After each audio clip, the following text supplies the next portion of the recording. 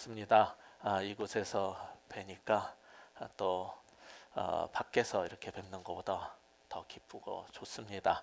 저는 이번 주 그리고 다음 주는 제가 미국 가서 한 주 비게 되겠지만은 그 다음 셋째 주, 넷째 주 이렇게 같이 7월 한 달 동안 여러분과 같이 예배드리게 된 김덕수 목사입니다. 어떤 사람이 큰 일을 하고자 할 때, 그리고 중요한 일을 할 때 지도자로서 내려야 될 결단들이 있어요. 그 중에 하나가 뭐냐면은 자기가 이끌고 가고 있는 그 공동체 또는 그 단체가 있을 때 계속 그들과 함께 할 때 어떤 사람을 중간에 빨리 버스에서 내려주고 또 어떤 사람을 태워서 목적지까지 데려가느냐 하는 것, 이것을 결정하는 게 굉장히 중요합니다. 보통 우리가 훌륭한 회사들이 많이 있지만은 그 훌륭한 회사들을 아주 위대한 회사들로 만들어낸 지도자들이 있어요. 그 지도자들을 연구한 짐 컬린스라는 경영학자가 있는데, 그 사람의 연구 결과에 의하면은 보통 어떤 회사나 단체를 위대한 회사로 만들어냈던 위대한 지도자들이 있는데, 그 지도자들의 특징이 뭐냐면은 버스 기사와 같다는 거예요. 버스 운전사와 같다는 거예요. 그래서 그 사람들은 함께 버스 타고 가던 사람들 가운데 이거는 노선을 잘못 탔네, 다른 데 가는 사람인데 태웠네, 이걸 발견하게 되면은 얼른 그 사람을 내려놔야 된다는 거죠. 빨리, 가능하면 빨리 내려주고 그 다음에 이 버스가 운행하고 도착해야 될 그 종점까지 갈 사람들을 태우는 거, 이 일을 하는 게 지도자고, 훌륭한 회사가 많이 있지만은 위대한 회사로 만들어냈던 사람들의 공통적 특징이 바로 그거였다는 거예요. 그 리더들이 바로 그런 버스 기사처럼 내려야 될 사람 빨리 내려주고 태워야 될 사람 빨리 태우는 이런 일을 잘했다는 거예요. 우리가 읽고 있는 이 사도행전에 나오는 지금 사도 바울의 얘기를 보고 있는데, 사도 바울도 세계 복음화를 위해서 선교 사역을 시작할 때 똑같은 일에 봉착을 했던 거죠. 일부 한국 교인들 가운데 어떤 사람도 굉장히 성경을 표피적으로 읽어가지고 지난번에 우리가 봤던 15장에 있는 것처럼 이 사도 바울은 인간관계를 잘 못하고 미숙해가지고 그 바나바와 싸워서 마가 요한이라는 사람을 그렇게 데려가고 싶어 하는데 굳이 안 된다고 우겨가지고 그거를 안 데려가가지고 두 사람이 갈라지는 그런 일을 만들어낸 사람인가, 이렇게 생각하는데 그렇지 않습니다. 사도 바울이 그렇게 지도자들끼리 싸우면서까지 반대했던 데는 선교적인 어떤 중요한 이유가 있었기 때문이에요.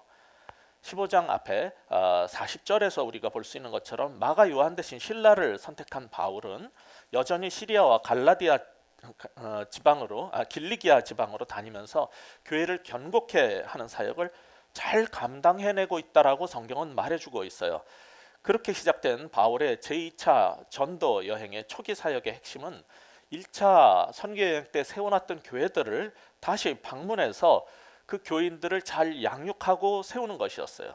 그 중차대한 사역을 하던 바울은 1절에서 보듯이 이제 더베와 루스드라라는 지역에 도착하게 된 거예요. 우리 아까 읽었지만은 1절부터 3절까지 다시 한번 읽어볼까요? 시작.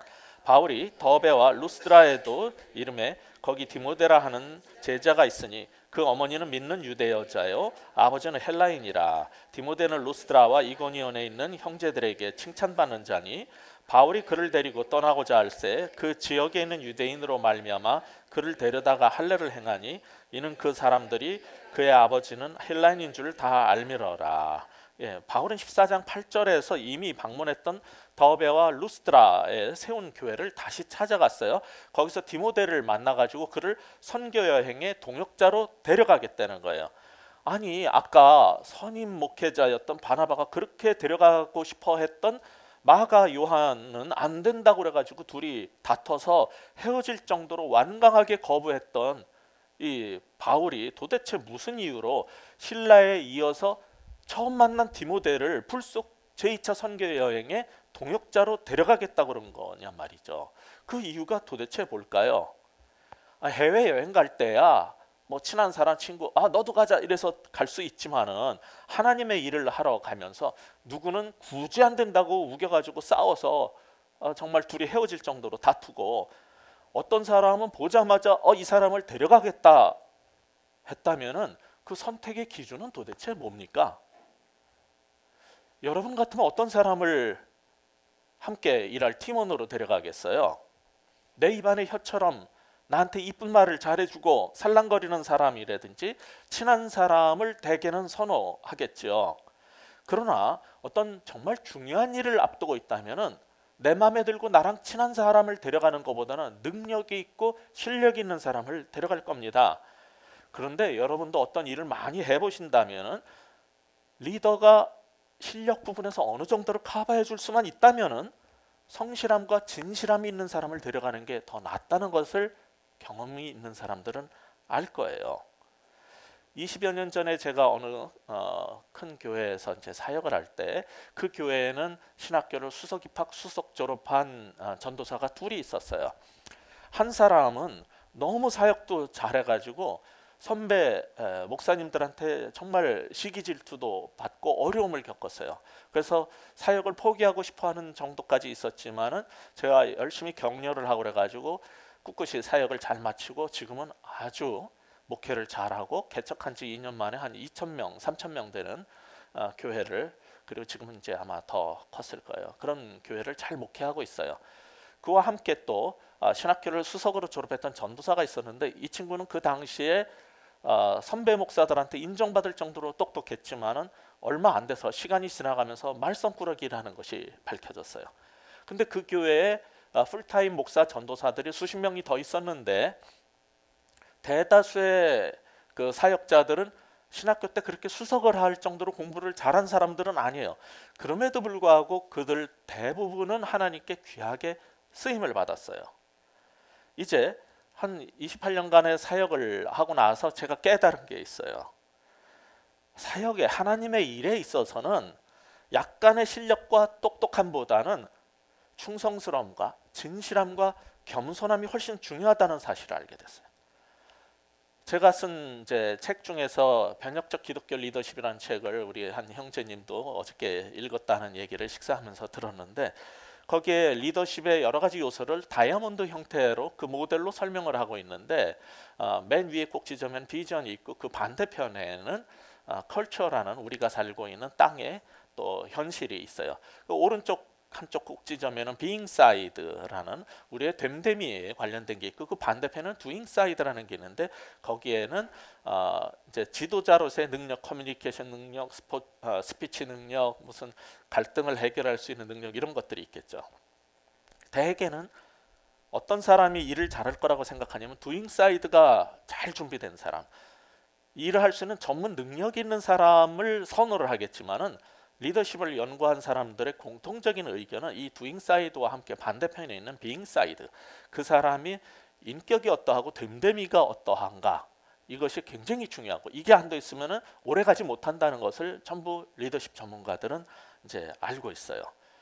즉 약간의 머리보다, 약간의 똑똑함보다는 인격과 영성이 훨씬 중요하다는 거죠. 하나님의 일에는.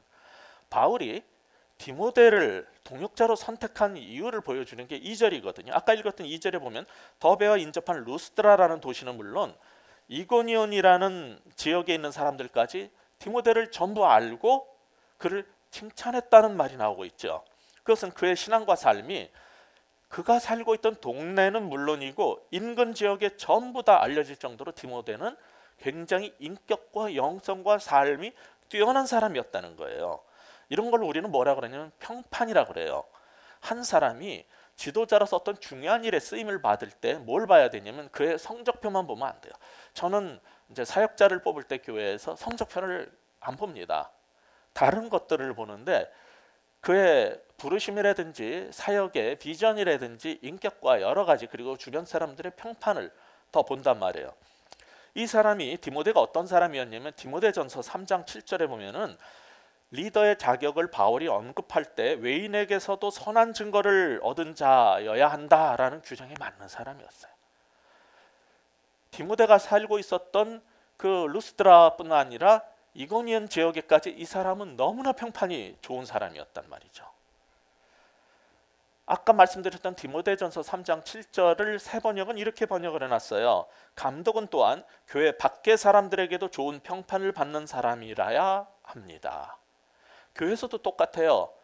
통독반, 섬김 일을 하던 소그룹 어떤 인도자를 하던 집사, 권사, 장로, 그리고 전도사님, 목사로 사역을 하든 목회자든 교인이든 어떤 사람이 지도자로 쓰임을 받을 수 있냐면은 믿지 않는 사람에게까지 좋은 평판을 얻은 사람이어야 된다는 거예요. 그런 이유 때문에 3절 상반부에서 보듯이 바울은 디모데를 선택해서 선교여행에 같이 데려가기로 결정을 한 거예요. 짧은 시간이지만은 그의 평판 때문에 그를 만나보고 이야기를 해보고 평판을 들어보고 그를 데려가려고 했던 거죠. 그래서 그는 하나님의 일에 디모데는 위대하게 이제 쓰임을 받게 된 거예요. 사도 바울의 이 선택은 정말 옳았어요. 바울이 나이가 들어서 주님께 돌아갈 날이 하늘로 갈 날이 이제 가까워왔을 때, 나이 들었을 때요. 그 정도 목회를 했으면은 자신을 따르는 추종자도 많이 생겼을 것이고, 그 다음에 동생처럼 여기는 사람도 여럿 있었을 거예요. 그런 나이 들은 바울에게 디모데는 어떤 존재였을까요? 여러분이 고린도전서 4장 17절을 만약에 찾아보신다면 이렇게 사도 바울이 디모데를 말하는 것을 볼 수 있을 거예요. 주 안에서 내 사랑하고 신실한 아들 디모데. 디모데를 뭐라고 불러요? 이 노년의 바울이 주 안에서 내 사랑하고 동시에 신실한 아들이라고 불러요. 왜 마가 요한을 버리고 안 된다고 그러고서는 그리고 처음 만난 디모데를 데려갔어요? 디모데의 평판 때문에, 그의 신실함 때문에 그런 거예요. 그런데 그 디모데는 그 신실한 삶을 바울이 늙어 죽을 때까지 항상 유지했던 거예요.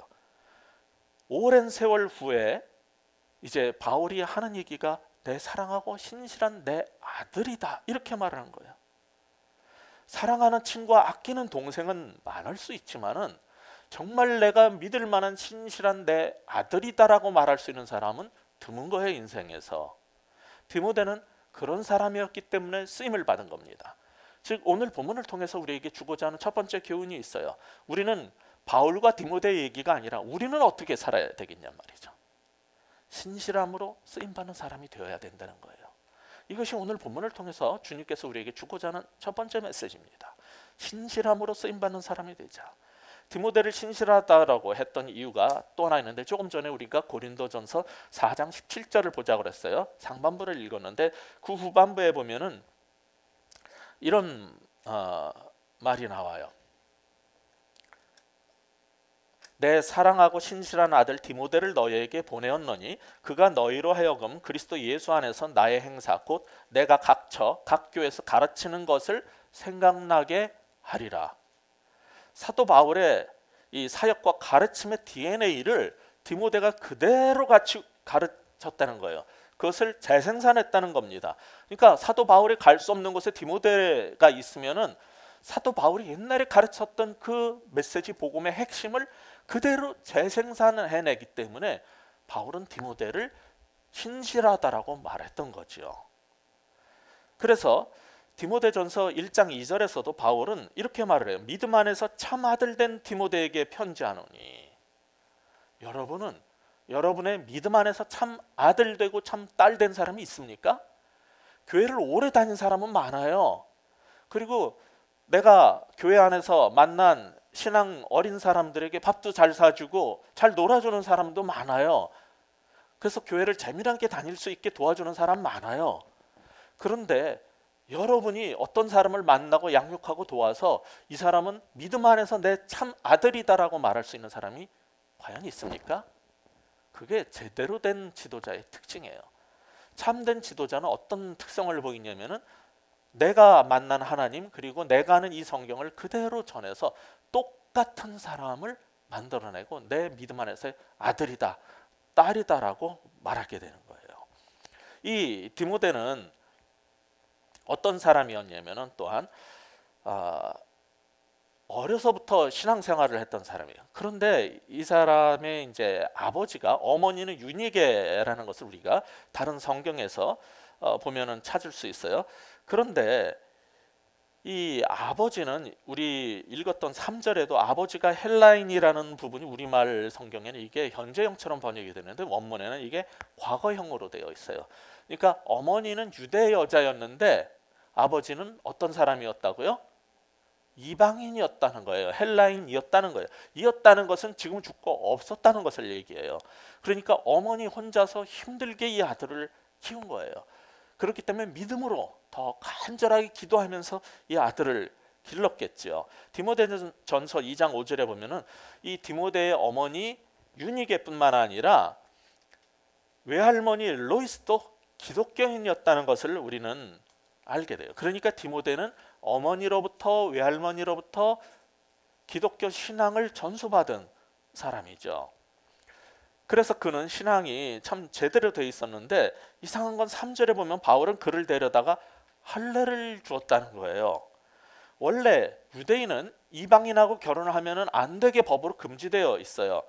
그런데 해외에 나가서 살게 된 그 이민자들, 디아스포라들 사이에서는 그 현지의 사람이랑 결혼해서 살게 된 다문화 가정이 많이 생겼던 거예요. 그런데 엄마는 디모데처럼 엄마는 유대인이고 아빠는 헬라인인 경우에는 이거는 순수 유대인이 아니기 때문에 원래 할례를 받을 수가 없어요. 물론 나중에 후대 미시나 전통에 의하면 이런 국제 결혼을 한 유대 여자의 자식도 모계에 의해서 유대인으로 인정받는 규정이 나중에 생겨요. 그러나 이 디모데가 어렸을 때는 그런 상황이 아니었어요. 그래서 그는 애매한 상태에서 살았기 때문에 할례를 받을 수가 없었던 것 같아요. 그런데 다 큰 성인인 그를 바울이 데려다가 할례를 준 거예요. 15장에 보면 무슨 얘기가 나오냐면은 이방인들이 하나님을 믿게 되면은 할례를 받아야 된다라고 주장하는 예루살렘 교회에서 나온 유대인들하고 싸워가지고 바울이 이방인들은 할례를 받으라고 그러면 안 된다 그러던 사람이에요. 구원받는 것은 오직 믿음으로 구원받는 거지 할례를 더해서 받아라 이런 식으로 하면 안 된다 싸워가지고 어떤 게 맞냐 그래가지고 예루살렘 교회에 같이 가서 그 문제를 해결했거든요. 그래서 베드로와 야고보까지 가서 예루살렘 회의가 열려가지고 거기서 결정이 이방인들한테 할례를 요구하지 않는 것이 옳다라는 결론을 내렸다고요. 그걸 잘 알고 있는 사도 바울이 이제 왜 이 디모데한테 할례를 줬을까요? 어른은 할례 잘못 받으면 그 당시에 위생 상황 때문에 죽을 수도 있어요. 굉장히 골치 아픈 더운 지역에서 아기도 아니고 그렇게 할례를 주지 않는다고. 게다가 이 사람은 아버지가 이방인이었던 사람인데 그 이유가 무엇인가를 우리는 3절에서 볼 수 있어요. 3절에서 바울이 그를 굳이 데려다가 할례를 준 이유는 3절 후반에 있는데 그 고장에 있는 유대인들 때문이라고 써 있죠. 유대인들에게 복음을 전하려면 어떻게 해야 돼요? 나중에 성경에서 여러분이 고린도전서 9장 20절에 보면은 유대인을 얻기 위해서 우리는 유대인같이 해야 된다라는 말을 하는 게 나와요.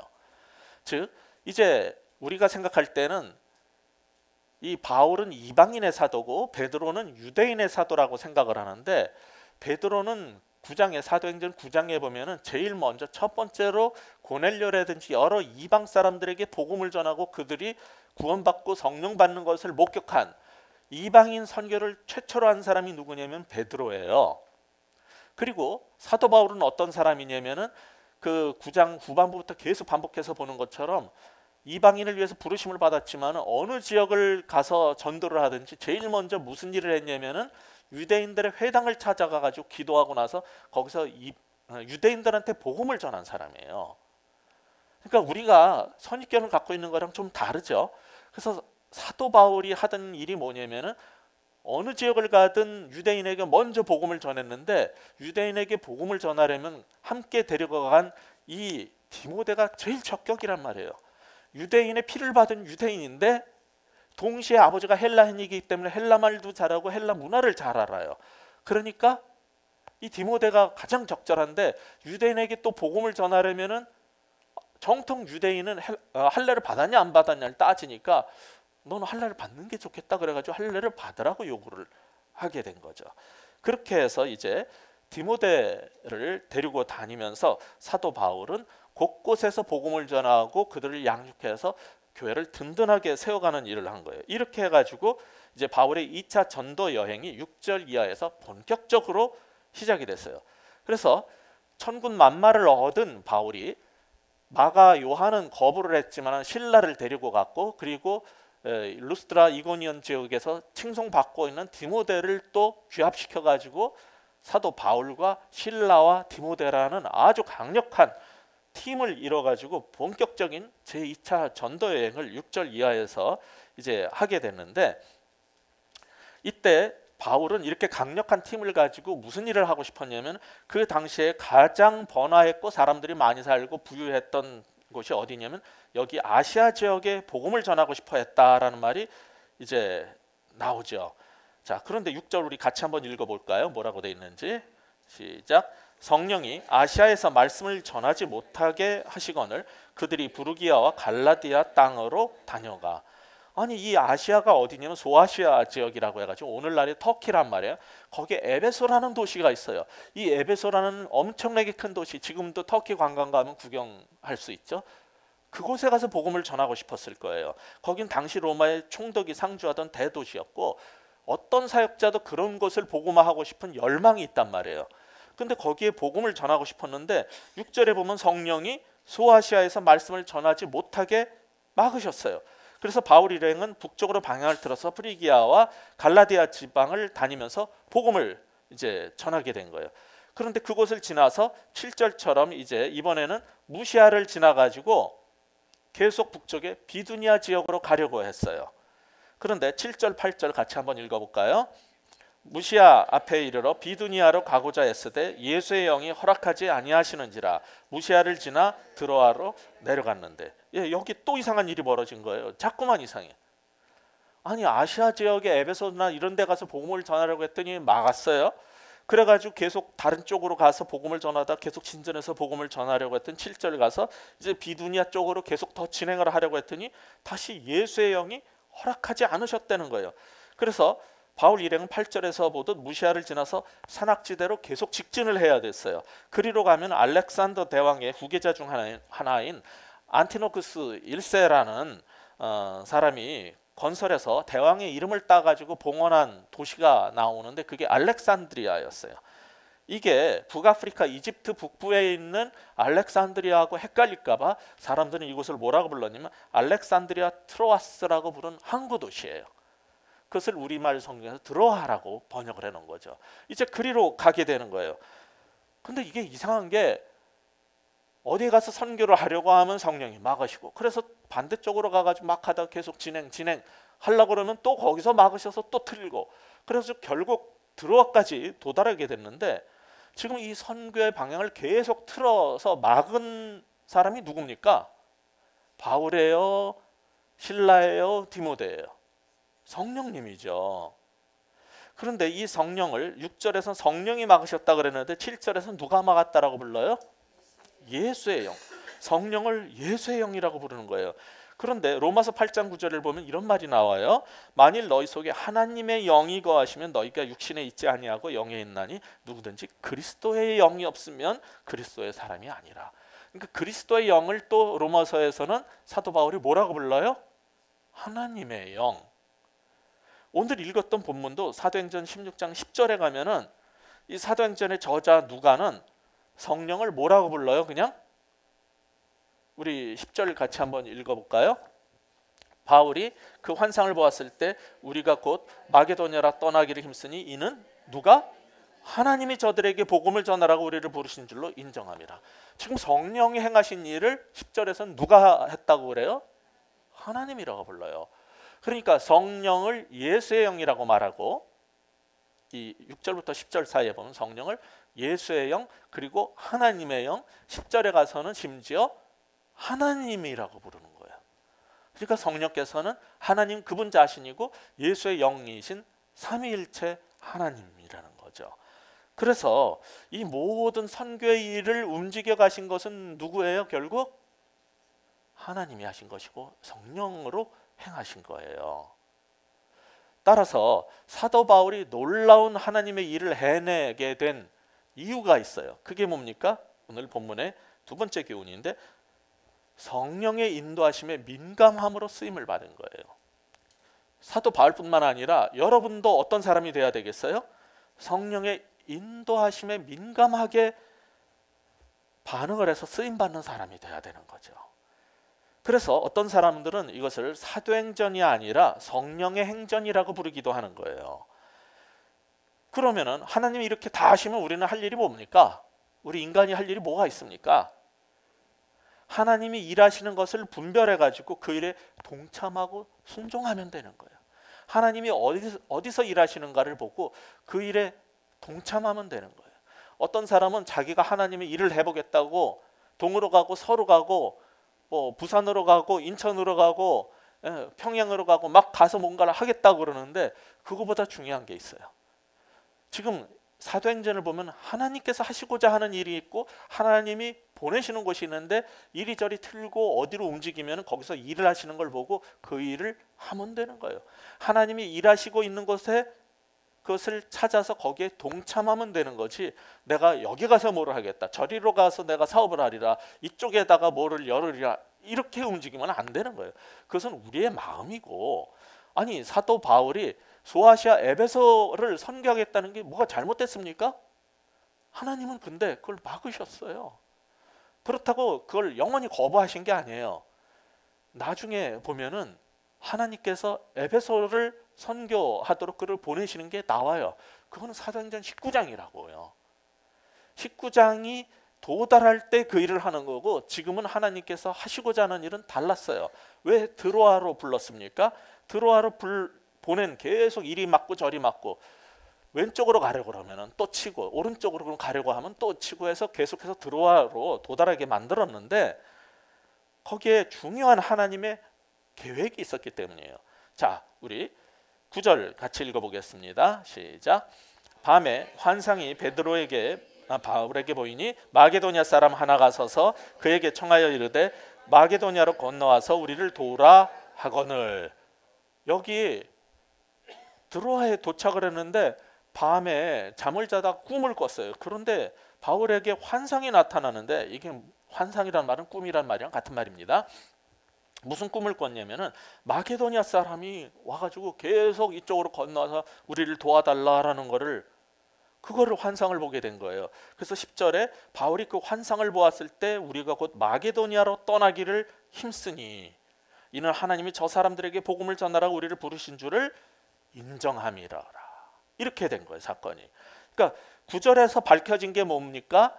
6절에서 그렇게 이쪽으로 가려고 그러면 아시아로 가려고 그러면 맞고, 저쪽으로 가려고 그러면 7절에서 맞고 했던 이유는 드로아에 도착해서 거기서 환상을 보고 깨달은 거예요. 하나님은 마게도니아 선교를 원하셨던 거였어요. 그거는 환상을 통해서 깨닫게 된 거였어요. 우리는 사도행전 10장 9절 이하에서 베드로의 경우는 대낮에 점심시간에 기도하러 지붕에 올라갔다가 배는 고프지 덥지 그래서 거기서 바람은 솔솔 부는 옥상에서 기도하다가 잠이 들었어요. 거기서 환상을 봤다라고 말하는데 베드로가 대낮에 꿈을 꾼 거예요. 그때 하늘에서 보자기에 막 음식들이 내려와가지고 먹으라 그러면 못 먹습니다. 그런 거 안 먹어요. 우리 유대인들은 원래 아시잖아요. 율법대로 이런 거 안 먹어요. 막 이러다가 깼는데 그런데 고넬료라는 사람이 요빠에 있는 베드로를 가서 데려오라는 또 명령을 성령으로부터 환상을 보고 보내가지고 그때 도착해가지고 이 고넬료가 보낸 사람의 초청에 의해서 그쪽으로 가게 되잖아요. 그리고 나가지고 복음을 전했는데 이방인들도 예수님을 믿고 믿자마자 성령이 내려서 똑같이 이방인도 하나님의 백성 이스라엘이 된다는 것을 처음 깨달은 거예요. 그것을 알게 된 게 계기가 뭐냐면 환상을 받고 그 다음에 고넬료가 보낸 사람의 초청을 받은 거죠. 자, 그것이 베드로의 10장에서의 행적이었어요. 지금 16장에서 바울이 무슨 일을 겪었어요? 드로아에 가가지고서는 잠을 자는데 베드로는 낮잠 자다가 그랬고 바울은 밤에 잠을 자다가 꿈을 꿨는데 마게도니아 사람이 초청을 하는 거예요. 우리 쪽으로 와서 복음을 전해달라. 그 초청을 받고 그 환상을 통해서 하나님의 계획을 깨닫게 된 거예요. 두 패턴이 똑같은 거예요. 하나는 낮잠이고 하나는 밤잠이지만 둘 다 꿈꾸고 환상을 본 것이고 둘 다 초청에 의해서 하나님이 일하신다는 것을 둘 다 깨달은 거예요. 똑같은 패턴이 벌어진 거죠. 이게 주님께서 주신 환상이라고 말할 수 있는 것은 10절에서 바울이 이게 왜 그런지를 즉각적으로 깨달은 거기 때문에 그래요. 모든 사람이 꿈을 많이 꿔요. 근데 개꿈이 있어요. 개꿈하고 하나님이 주신 환상하고 다른 게 뭐냐면은 일반적인 꿈은 금방 잊어버리는데 개꿈들은 어떤 꿈은 너무나 선명하고 그리고 깨자마자 이게 무슨 뜻인지를 정확하게 알 수 있다는 거예요. 하나님의 뜻이 무엇인지를 발견한다는 거예요. 제가 예수님을 만나고 나서부터 제자 훈련을 받고 평신도 사역자로 텐트메이커로 살리라 헌신을 해서 6, 7년을 그렇게 살아왔어요. 그리고 연구소에서 이제 복음을 전하고 신우회를 만들고 성경부 모임 만들고 이런 일을 하다가 이제 제일 효과적인 거는 대학이다. 대학은 4년에 한 번씩 사람을 갈아주니까 거기 가서 복음을 전해야겠다. 그래서 옛날에 찢어버렸던 그 박사과정 어드미션을 받아가지고 다시 미국에 가서 공부를 하게 됐었어요. 근데 계속 하나님께서 풀타임 목회자로서의 소명을 부르심을 주는데 저는 끝까지 거부를 했었죠. 근데 그 중에 무슨 사건이 있었냐면 제가 하도 거부를 하니까 평상시에 전 피곤해서 눕기만 하면은 잠을 자고 꿈을 꾼 적이 없어요. 거의 기억이 없어요. 그런데 꿈을 꾸게 됐는데 예비군 훈련소에 이제 그 통지서를 받아가지고 예비군 훈련을 하러 갔는데 제가 원래 한평생 한 번도 땡땡이를 치거나 그런 적이 없는 착실한 학생이었거든요. 그런데 오전에 이제 훈련이 끝나고 매점을 갔는데 예비군 훈련소 매점에 갔는데 이상한 거예요. 예비군 훈련소 매점에 라면이나 뭐 이런 걸 팔아야 되는데 거기에 매대에 책들이 내가 좋아하는 책들이 잔뜩 널려 있고 한쪽에는 시루떡 팥고물 있는 시루떡이 있는데 김이 모락모락 나는 게 향이 너무 좋은 거예요. 그래서 나도 모르게 이거 먹어도 되나 그랬더니 그 매점 주인 아저씨가 나를 딱 고개를 돌려서 쳐다보더니 이거 맛있는 거 실컷 드시고 여기서 책도 보다가 놀다가 가시라고 그러면서 씩 웃는데 그 표정이 섬찟하게 무서운 거였어요. 그래도 내가 좋아하는 책들이 있고 거기에 떡고물을 먹으면서 계속 먹다가 안 그러던 사람이 땡땡이를 치고 1시까지 가야 되는데 훈련에 2시 넘어서 땡땡이를 치고 늦게 간 거예요. 올라가는데 같이 훈련 받던 사람들이 다 내려와요. 이거 어떻게 된 거야? 그 조교 얼마나 무서운 사람인데 지금 뭐 하는 거냐니까 시험 하나 보더니 우리를 일찍 보내줬다고. 당신이 몰라서 그러는데 조교가 그렇게 마음이 좋고 참 사랑 많은 사람인데 당신 너무 무서워했던 것 같아 이러는 거예요. 그래서 이게 뭔 일이야 그래가지고 막 올라가가지고 나도 시험 치고 빨리 훈련 끝나고 나가게 해주세요 그랬더니 그래 시험 보라고 그러면서 시험 문제를 주는데 시험 문제가 뭐냐면은 여기 스크린이 있고 여기에 그 광원이 있다는 거예요. 근데 네가 가운데 있는데 네가 스크린과 광원 사이에서 움직이는 거리에 따라서 상의 크기가 어떻게 되는지 그 함수 관계를 논하라는 게 이게 예비군 훈련소에서 조교가 냈단 말이에요. 말이 안 되잖아. 그래서 뭐 이런 꿈이 다 있어. 그런데 딱 깼어요. 근데 그 즉시로 무릎 꿇고 제가 기도하고 깨달았어요. 이거는 하나님이 말씀하시는 거라는 거예요. 나는 그냥 계속 컴퓨터공학 박사과정을 빨리 마치고 교수로서 일을 하면서 복음을 전하는 전도자로 살고 싶었던 거예요. 평신도 사역자로. 근데 하나님은 너는 그래 맨날 공부나 하고 책이나 보고 그렇게 해서 뭐 교수가 되고서 먹고 살기 좋아지면 떡고물이나 바라는 그런 인생을 살고 싶은 거냐? 근데 그거를 막 옆에서 밀어주고 조장하는 게 누구였냐면은 그 매점 주인 그 흉악한 얼굴에 그게 사탄이었던 거예요. 그래서 제가 훈련소에 갔으면은 얼른 가야 되는데 평생 안 하던 일을 뭐냐면 땡땡이를 치고 게으름을 피고 늦게 갔는데 왜 그랬냐면은 부르심에 따라서 목사가 되면은 내 평생은 고난의 길일 것이고 하나님은 무서운 사람이기 때문에 이건 고달플 거다 생각을 했는데 사랑이 많고 마음 좋으신 아저씨라는 거예요. 그러니까 내가 착각을 했다는 거를 깨닫게 해준 거예요. 하나님이 어떤 분인지를. 근데 그런 때 올라갈 때 막 뛰어 올라갈 때 같이 갔던 훈련 받으러 갔던 사람이 뭐라 그러냐면 너 예비군복 입고 왔니? 예비군 훈련소에 예비군복 입고 가야지. 그랬더니 아니래 전투복을 입고 가야 되는 거였대. 그게 딱 떠오르는 거예요. 그 말이 뭐냐면 나는 예비군으로 그냥 평신도 제자훈련가로 사는 게 아니라 나는 전투병과에 본격적인 영적 전쟁을 위해서 부름을 받았다는 것을 깨달았어요. 그리고 그 시험 문제가 뭐였냐면 시험 문제만 합격하면 그냥 내려보내주는데 그 시험 문제가 뭐였냐면 하나님이 빛이신데 광원이고 세상의 스크린이었던 거예요. 내가 하나님께 가까이 가면은 빛이 세상의 영향력이 커지고 내가 광원으로부터 멀리 세상 쪽으로 가면 갈수록 빛에 의해서 도달하는 세상에 미치는 상이 너무 작아진다는 거를 제가 컴퓨터공학 전자공학하다 컴퓨터공학 박사과정 중이었거든요. 저희가 깨달을 수 있는 가장 과학적인 방식으로 하나님이 말씀해 주신 거였어요. 내가 주의 소명이 부르심에 순종하고 가면은 더 큰 영향을 끼칠 것이고, 내가 세상에 가까이 가면 갈수록 예수를 믿어도 네가 미칠 수 있는 영향은 별로 없다는 걸 보여주신 거였어요. 그 시험에 패스만 하면은 저는 그냥 하산을 해도 되는 거였어요, 훈련소에서. 근데 그게 싫어가지고 버팅겼던 거죠.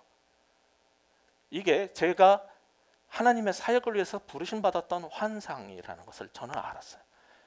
저는 꿈을 안 꾸는 사람인데 꿈을 꿨고 깨자마자 어떻게 1초도 안 돼가지고 지금 길게 말하면 이게 다 깨달아졌을까요? 왜 그리고 저는 무릎 꿇고 하나님 앞에 기도를 해야만 했을까요? 그냥 개꿈이 아니었던 거예요. 이것은 부르심의 환상의 꿈이었던 거예요. 사도 바울은 그 일을 겪은 거였어요. 그래서 그는 자신이 계획했던 걸 다 버리고 하나님의 부르심에 따라서 간 거죠. 그렇게 해서 마게도니아로 건너갔어요. 이 마게도니아가 어디냐면 그리스 북쪽이에요. 그 그리스 북쪽에서 데살로니가, 빌립보 이런 데 복음을 다 전하고 나가지고 밑으로 내려오면 어디냐면 그리스가 되는 거예요. 세상 문화의 중심지고 이방 종교의 세상의 모든 신들을 다 모셨다는 만신이 모여있는 그리스에 가서 복음 전하기를 원했던 거예요. 그게 바로 17장에 가면은 이제 사도 바울이 그리스의 아테네에 가서 이방인들에게 복음을 전하는 일이 나오고, 그리고 나면 거기를 거쳐서 고린도를 거쳐서 나중에 다시 배 타고 소아시아 에베소에 가서 복음을 전하는 게 19장에 나오는 거예요. 이 모든 걸 통해서 하나님은 계획이 있었던 거죠. 먼저 너를 그리스로 보내겠다는 거죠. 거기서 복음을 증언하게 하고 네가 그렇게 원했던 소아시아 에베소 선교는 19장에 나중에 나의 시간에 너는 쓰임을 받을 것이다. 사도 바울은 그 환상을 통해서 하나님의 뜻인 줄을 알고 가서 복음을 전하는 일에 순종하고 살아서 주의 일을 이루었던 거예요. 오늘 본문의 마지막 교훈은 무엇입니까? 하나님의 일은 성령이 부르심에 순종할 때 성취된다는 걸 아는 사람이 되라는 겁니다.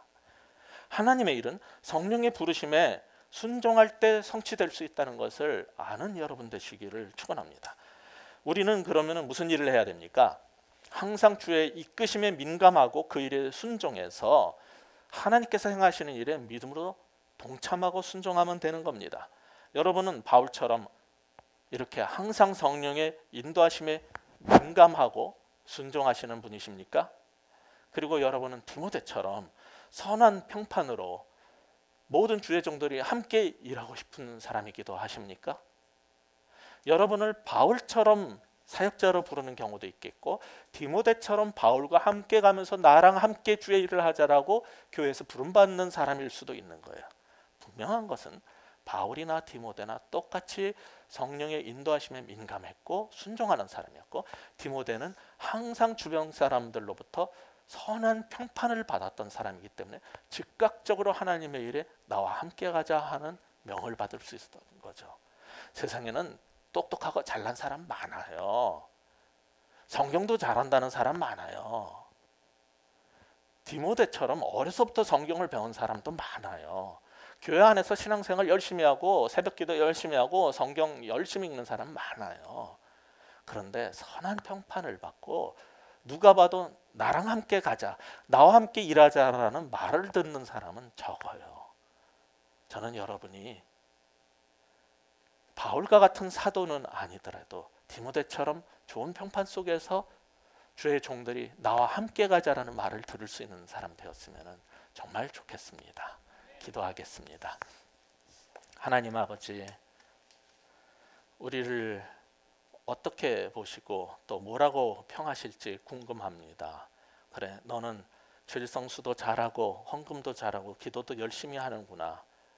그런 유대인들, 바리새인들, 서기관들, 제사장들은 많았지만은 이방 문화 속에서 살면서도 세상 사람들에게까지 좋은 평판을 받았던 디모데 같은 사람을 주님께서 기꺼이 부르시고 쓰셨다는 사실에 감격합니다. 주님, 우리도 디모데처럼 주의 일에 쓰임받는 사람 되게 하여 주옵소서. 그리고 우리가 하고 싶은 일을 우선적으로 하는 것이 아니라 성령께서 어디로 우리를 몰아가시고 어디로 인도하시는지 성령의 인도하심에 민감하게 반응해서 주의 일에 쓰임받을 수 있는, 주의 일에 귀히 쓰임받고 동참할 수 있는 축복을 누리는 주의 백성들 모두 다 되게 하여 주시옵소서. 예수 그리스도 이름으로 간절히 기도합니다.